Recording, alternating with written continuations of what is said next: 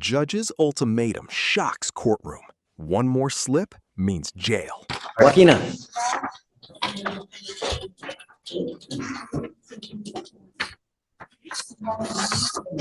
Hey, I have something to show you. Please, just between you and me. Here. You can take a second to look at this. This is what? I think I've already told her about what we have on our end. I saw this, Your Honor, and there's. And I'm getting more and more stuff as well. Yeah, I think it's the same person. And I think they said they had it down as a stepmother. It's not her stepmother, it is a stepmother of her son. There's a custody battle going on. It's a very highly contested one. So it doesn't surprise me that she is reaching out saying this. And then unless there is something else that you have substantiating this, Your Honor, this is just throwing mud. As far as I'm concerned, they're trying to take her son out of state, which is a pretty big deal. And it takes My only concern is that if, in fact, she is driving, come up, Miss Velma. And I asked her who's transporting her son. It's her grandmother, who is more than willing to vouch. Her grandmother transports him, and so does her mother. But she has not been driving. Get to read that letter.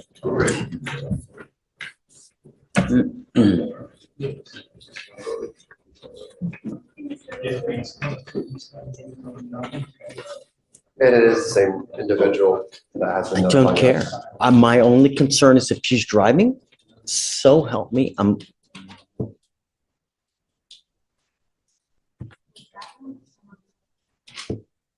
Yeah, they're doing a lot. They've also called CPS, which I haven't even had my son, and they're calling CPS and telling them a lot of this is. Just probably with your criminal history.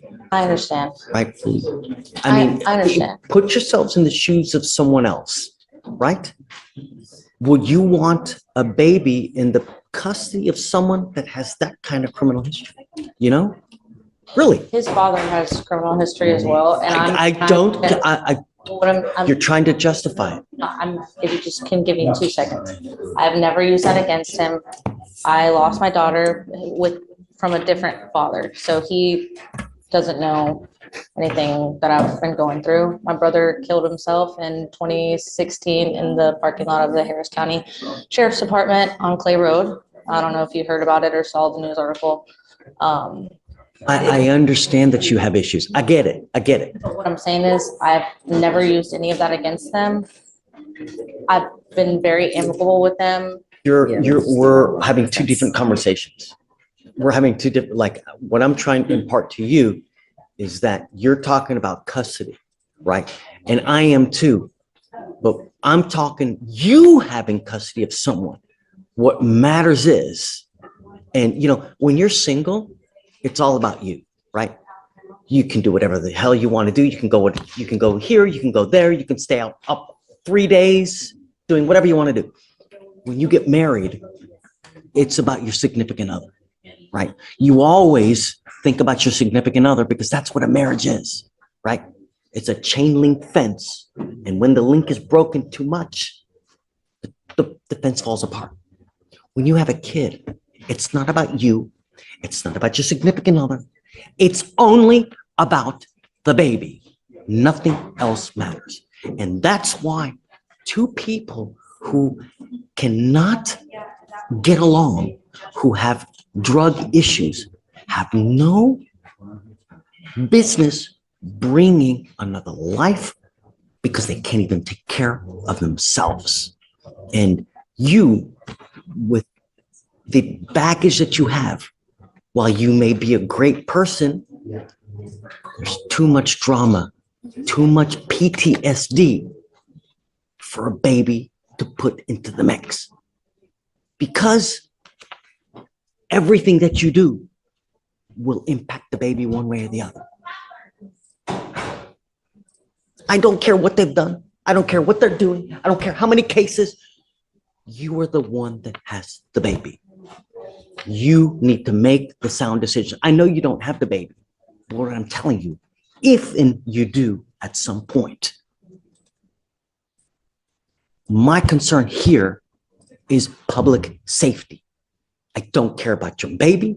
I don't care about your grandmother. I don't care about your husband. I don't give a rat's ass about anything about that. But with you,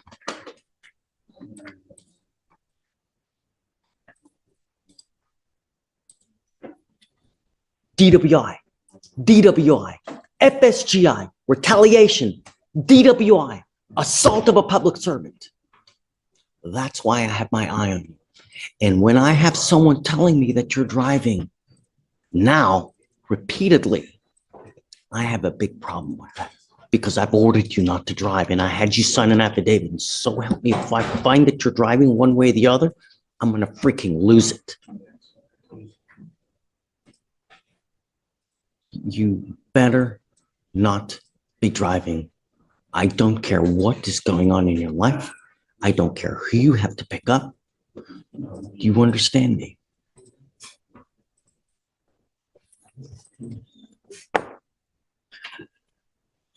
Tell me, has she done the AANA that she was supposed to do? Yes, Your Honor.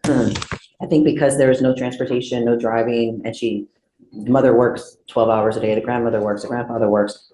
I think you suggested her going online, which she did. I know that didn't turn out to be suitable. I told her to find something near her. She could go something in person where there is a sign-in sheet. She actually now has a sponsor. This is the place she's attending now. The sponsor's name's on the back. It's the first name, Rebecca.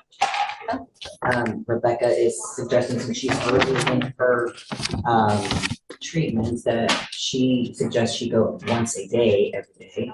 She wanted her to go today at noon. She told her she was going to be in court. But she also is willing and in agreement to go every day. She likes this person. And so I think this is going to be her new place. She went to one other place as well this weekend on Fry Road, which isn't too far. There was no sign-in sheet. She got somebody to sign this little paper. This is a schedule. This doesn't tell me that she's attended, though.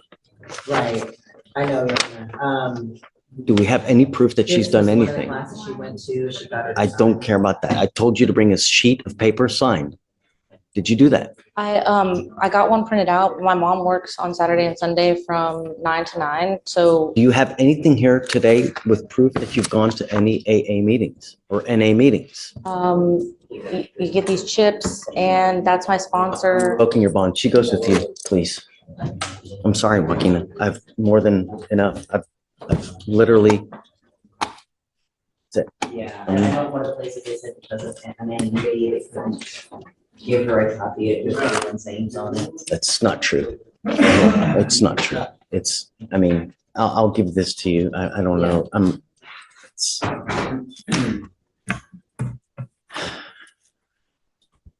Hey, Judge, Yeah. a question on Vielma.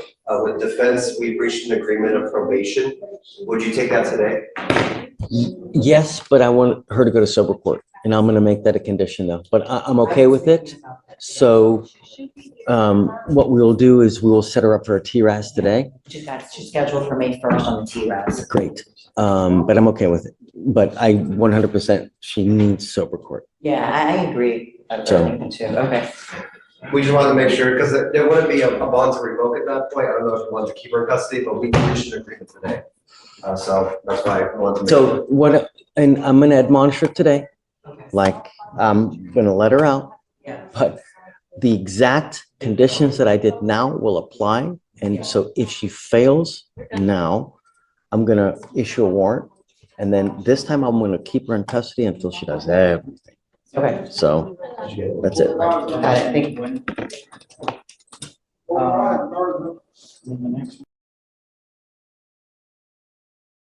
Are you ready? You ready? Thank you. Hey, thank you for helping us out. I know that she's high maintenance. I wanted to be like this for her. I wanted to make it as a miserable experience so that she gets it. Unfortunately, you're in the crossfire, and I'm sorry, but I have a method to the madness. Yeah. Because, I mean, when people have really, really miserable experiences here, that's when they really start to think twice. God, I really had such a bad experience. I don't want to come back. I don't know if that was this yet because we're pleading now Yeah, but we'll see. yeah. No, But thank you. And I'm sorry that you had to go through this with us. oh, can you go here first? No.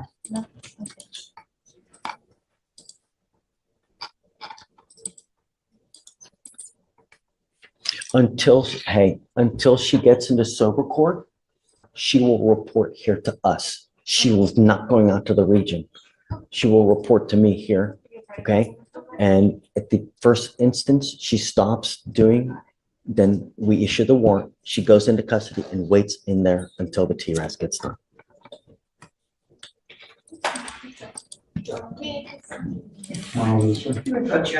Of course. Oh, If you think that this is the easy way out, you are 100% mistaken. I told you that I was going to make it a miserable experience, and that's what I'm going to do. You will be expected to continue with what you were doing now. And at the first instance you try to toy with me, I will issue a warrant for your arrest. I'm going to put you in jail. And now you will be stuck like Chuck because I'm going to put you in a rehab facility in the jail. It's a minimum of 9 months, depending on how well you respond to treatment. And if you don't respond well, you're looking at about 1.5 years in custody. I'm going to do everything in my power to make sure that you're not going to kill yourself. More importantly, anyone else. And if that means keeping you with me, I'm going to do it in a heartbeat.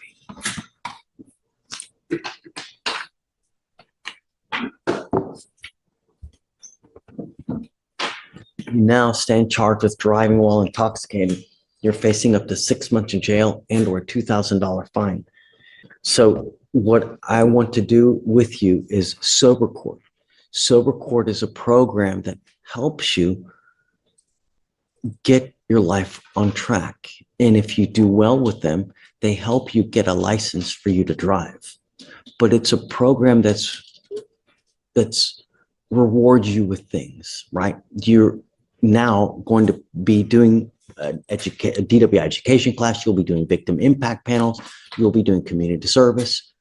Depending on how well you do with them, they reward you. The rewards are that they will take away your community service and they will help you get a license. In fact, they will pay for you to get a license and a occupational, which is expensive. It's not cheap, but they will reward you with these things to help you pay for these things if you do well with them. That means attending, showing up, and not doing what you say you're going to do when in fact you're not doing it. You have to provide proof. Until we get you into Sober Court, though, you were with me. And if you try to play this game with me, I will put you in lockup until we get you into Sober Court. Do you understand?